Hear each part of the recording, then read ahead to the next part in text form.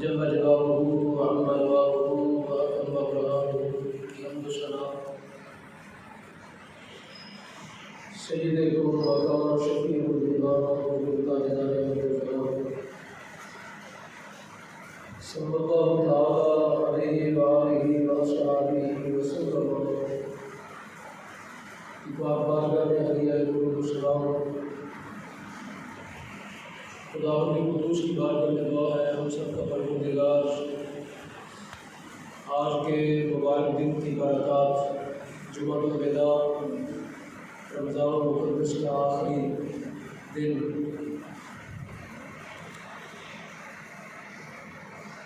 حضور نبی کریم صلی اللہ علیہ وسلم کی برکت سے ہمارے العالمین ہمیں اپنی بارگاہ سے بخشش کا فرمانا عطا فرمائے۔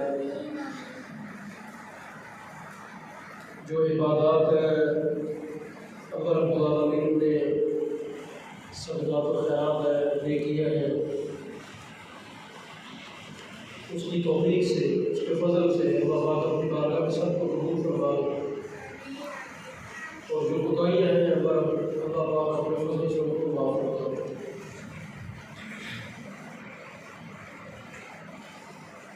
الحمدللہ آج مسلمانوں کے 30 روزے پورے ہو گئے ہیں۔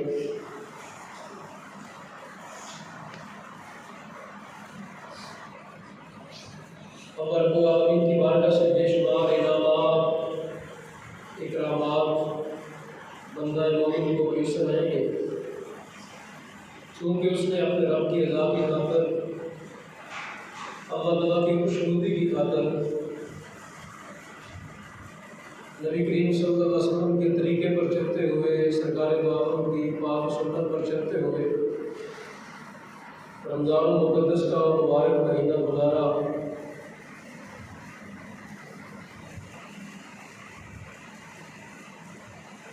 رمضان کے روزے رکھے، اللہ کی ذات کے لیے بھوکا رہا، پیاسا رہا، اپنی خواہشات نفس اس سے دور رہا، بعض اس لیے کہ رب راضی ہو جائے، پیارے رسول کریم راضی ہو جائے، ان کی سنت ادا ہو جائے، ان کا طریقہ ادا ہو جائے۔ صدقات و خیرات بھی کیے، اپنے پاک مال میں سے اللہ رب العالمین نے خرچ کیا، اللہ رب العالمین کی خوشی کے لیے، اس کو راضی کرنے کے لیے بندہ مومن نے خرچ کیا۔ تو یہ جملہ عبادات جو ہے، نوافل کی ادائیگی، نماز تراویح کے اندر لمبا قیام، تلاوت کلام پاک، اور پھر اپنے عزیز و قربا کے ساتھ غرباء، مساکین، یتیم، بیواؤں کے ساتھ حسن سلوک، سوارینی، حسن معاشرت کے ساتھ اپنے دن گزارے۔ تو یقیناً یہ کام جو ہے، یہ سارے کے سارے بذات خود بڑے اچھے ہیں، لیکن اگر یہی کام رمضان کے اندر کیے جائیں تو یہ اور بھی اچھے ہو جاتے ہیں۔ ان میں سے ہر کام جو ہے وہ بہت برکت والا ہے۔ نماز چاہے رمضان ہو یا نہ ہو، نماز برکت والی ہے، اور ایسے ہی صدقات و خیرات ہے، نوافل ہے، تہجد ہے، یہ سارے کام بذات خود کے ہیں، برکت والے ہیں۔ اگر رمضان کے اندر یہ کیے جائیں تو ان کا ثواب کئی گنا بڑھ جاتا ہے۔ تو بہرحال بندہ مومن نے اللہ رب العالمین کے حضور اپنا پورا وقت جو ہے وہ اس کی رضا کے ساتھ گزارا، تو آج اس کو خوشی ہونی چاہیے۔ واقعی وہ عید کا معنی بھی کیا ہوتا ہے؟ عید، خوشی۔ آج واقعی اس بندے کی عید ہے۔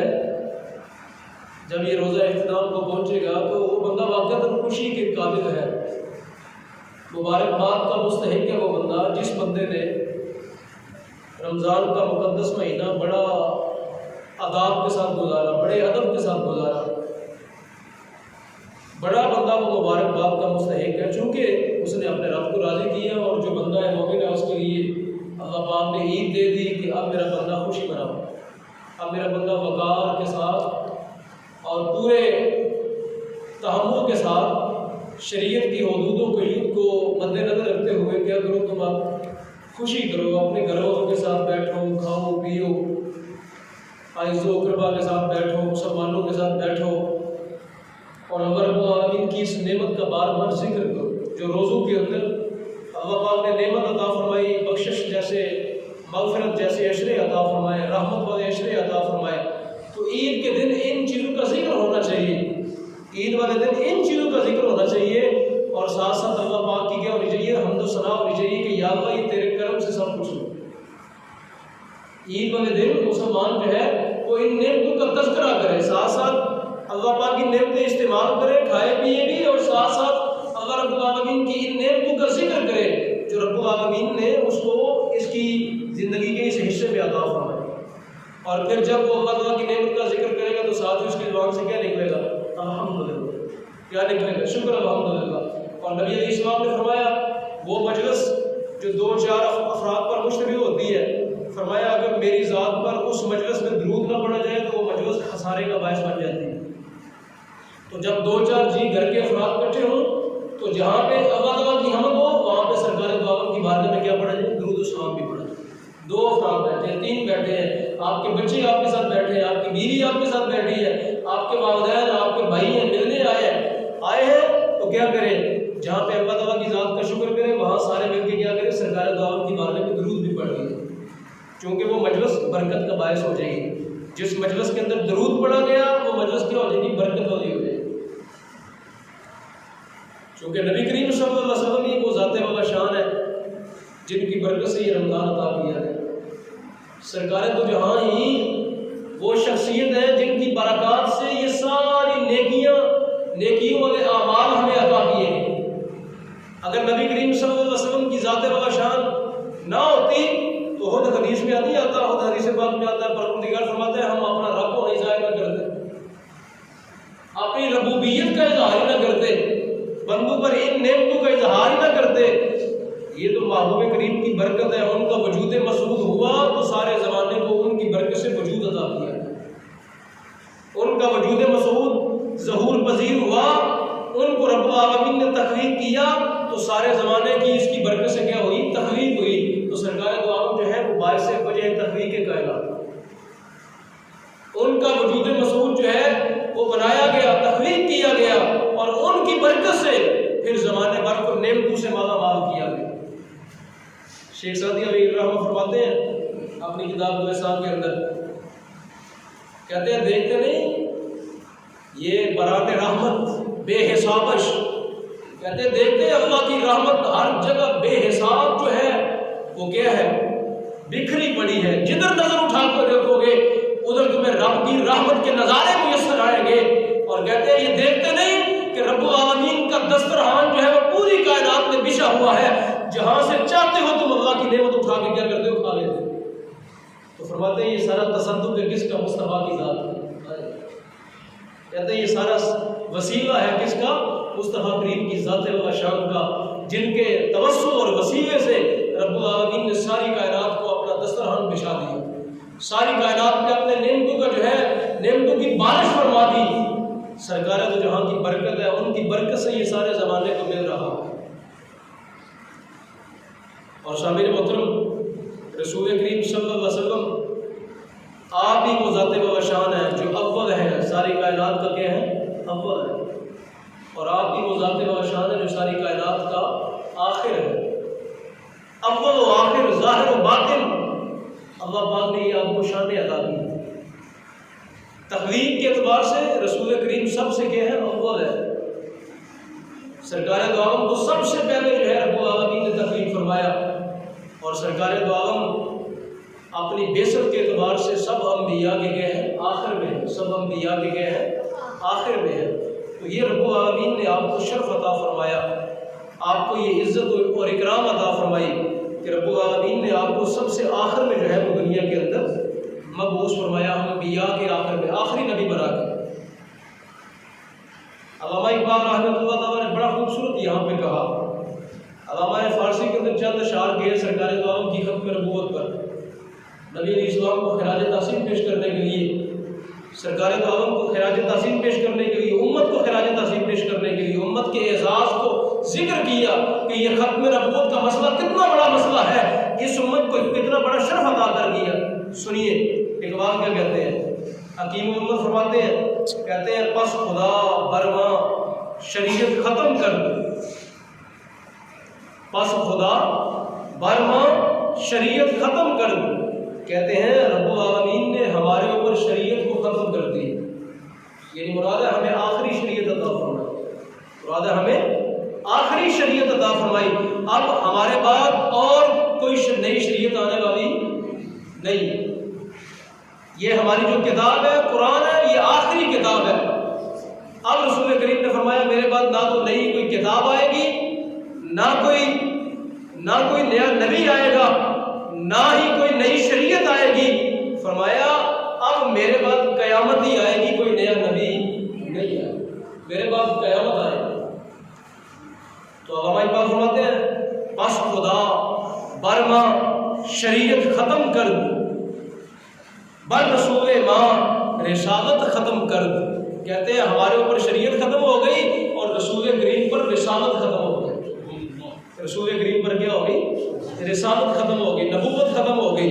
حضور کے بعد اب قیامت تک کوئی نبی, سرکار نے خود فرمایا انا خاتم النبیین لا نبی بعدی, انا خاتم النبیین لا نبی بعدی. فرمایا اب میرے بعد کوئی نبی نہیں آئے گا. ایک حدیث پاک میں آیا نبی علیہ السلام نے فرمایا لا نبی بعدی ولا امت بعدی ولا امت بعد امتی. فرمایا میرے بعد نبی کوئی نہیں اور تمہارے بعد امت کوئی نہیں ہے. فرمایا تم آخری امت ہو, میں آخری نبی ہوں. تم آخری امت ہو اور میں آخری نبی ہوں. اور آگے اقبال فرماتے ہیں رونق ازما محفل ایام را او رسول را ختم ما اقوام را. کہتے ہیں اب زمانے میں جو رونق لگے گی مصطفیٰ کی امت کی برکت سے ہی لگے گی. اب زمانے میں جو رونق نظر آئے گی نا, جو گلستان میں پھول کھلے گا, جو کسی درخت کے اوپر شگوفہ کھلے گا, اب جو ستارہ بھی نکلے گا, جو چاند بھی چڑھے گا, ہر چیز مصطفیٰ کے خاتم النبی ہونے کی گواہی دے گی. اور ہر چیز اس بات کی گواہی دے گی کہ حضور آپ آخری نبی ہے اور آپ کی امت جو ہے وہ کیا ہے, آخری امت ہے. چاند ہر روز نکلتا ہے اور یہ گواہی دے کے چھپ جاتا ہے کہ زمانے والوں سن لو, میں چاند بھی گواہی دیتا ہوں مصطفیٰ آخری نبی ہے. سورج ہر روز نکلتا ہے اور یہ گواہی دینے آتا ہے کہ زمانے والوں سن لو, میں ہر روز طلوع ہو رہا ہوں اور میں تمہیں ہر روز یہ خبر دے کے جا رہا ہوں کہ میرے مصطفیٰ آخری نبی. ہر کئی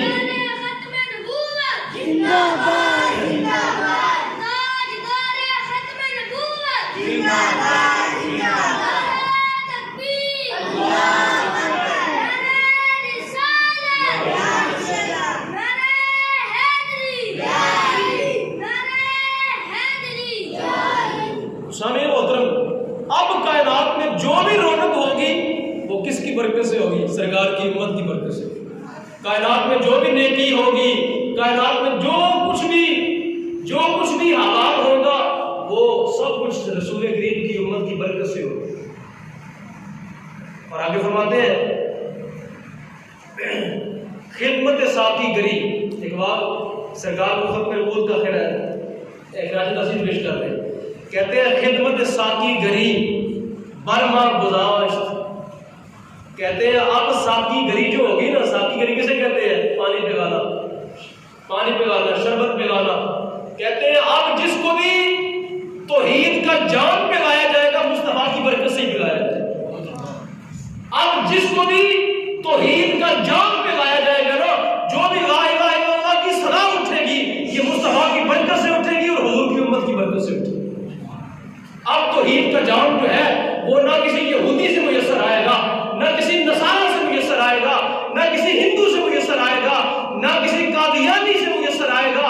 اب توحید کا جو جام ہے یہ مصطفیٰ کے ہاتھوں سے آئے گا اور حضور کی امت کے ہاتھوں سے آئے گا. تو کہتے ہیں خدمت ساقی گری, اب اس کی ڈیوٹی مصطفیٰ کی امت کو دے دی گئی کہ جس نے توحید کا جام پلانا ہے, جس نے توحید کا جام پینا ہے, آئے مصطفیٰ کی امت کے پاس آئے. مصطفیٰ کی امت بتائے گی کہو لا الہ الا اللہ محمد رسول. اور آگے فرماتے ہیں داد مارا آخری جامع کے داش.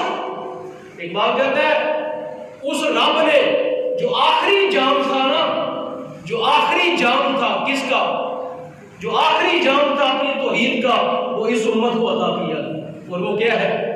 قرآن و سنت۔ فرمایا یہ رب کا آخری، یہ رب العالمین نے اس امت کو آخری جام کی صورت میں قرآن عطا کیا ہے، مصطفیٰ کی سنت عطا کی ہے۔ تو آخری جام جو ہے یہ حضور کی امت کو پلایا گیا، پہلی امتوں کو دیا گیا، ان کے حصے کا جو کچھ ان کا مقدر تھا وہ دیا گیا، لیکن جو آخری جام تھا یعنی قرآن اور سنت، یہ مصطفیٰ کی امت کو عطا کیا۔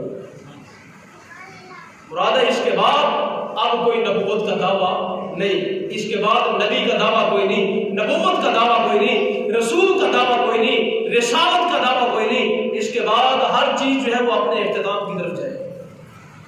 اور آگے فرماتے ہیں قوم را سرمایہ قوت عزو، کہتے ہیں مصطفیٰ کی امت کی جو قوت ہے نا وہ ختم نبوت ہے۔ کہتے ہیں مصطفیٰ کی امت کی جو قوت ہے نا، قوت یہ بازو میں جو طاقت ہے، کہتے ہیں یہ مصطفیٰ کی ختم نبوت کی وجہ سے ہوگی۔ اگر یہ قوم جو ہے وہ ختم نبوت کے عقیدے سے ہٹ جائے گی، اس کا بازو مروڑ دیا جائے گا، اس کے بازو کو توڑ دیا جائے گا۔ اگر یہ مصطفیٰ کی امت کھڑا، سرکار دو عالم کی امت جو ہے وہ کھڑی رہ سکتی ہے، تو وہ کس طاقت کے ساتھ رہ سکتی ہے؟ ختم نبوت کی طاقت۔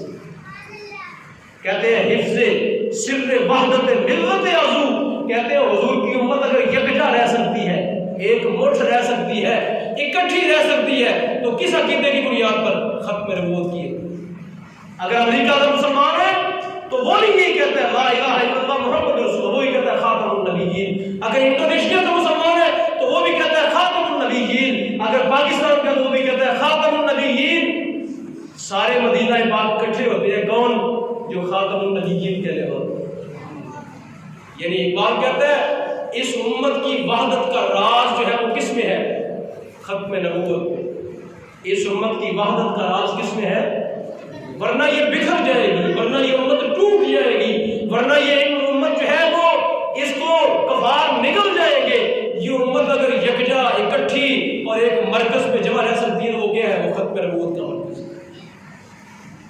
اور آگے اقبال بڑا خوبصورت شعر کہتے ہیں اللہ نبی عبادی، وہی جو حدیث پاک ہے نا اس کو اپنے شعر میں استعمال کرتے ہیں۔ کہتے ہیں اللہ نبی عبادی ذی احسان خداست، کہتے ہیں یہ اللہ نبی عبادی سرکار کا یہ فرمانا میرے پاس نبی نہیں، کہتے ہیں یہ خدا کا احسانوں میں سے خدا کا احسان ہے۔ یہ خدا کے احسانوں میں سے کیا ہے؟ ایک احسان ہے کہ سرکار کی امت سرکار کی امت کو بار بار کسی نبی کو ماننا نہیں پڑا۔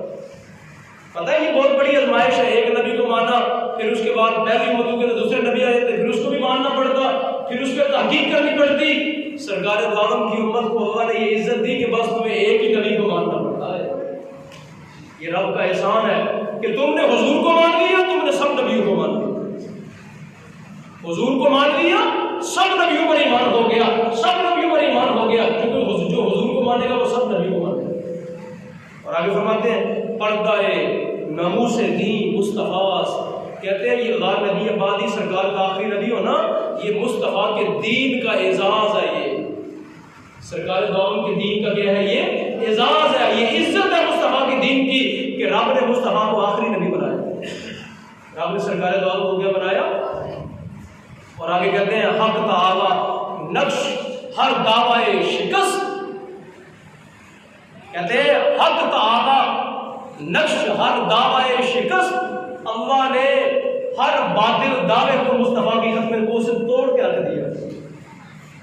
رب نے یہ فرما کے وخاتم النبیین، رب نے قرآن میں کہہ کے ہر دعوے کو کیا کر دیا ہے؟ باطل کر دیا ہے۔ اب کوئی مسلمان کذاب اٹھے گا، امت اس کا بھی سر اتارے گی۔ اگر کوئی اسود انسی اٹھے گا تو امت اس کو بھی سر اتارے گی۔ اگر کوئی مرزا قادیانی دعویٰ کرے گا یا کوئی اور دعویٰ کرے گا، امت اس کے دعوے کو کیا کرے گی؟ شکست دے دے گی، امت اس کے دعوے کو باطل کر دے گی۔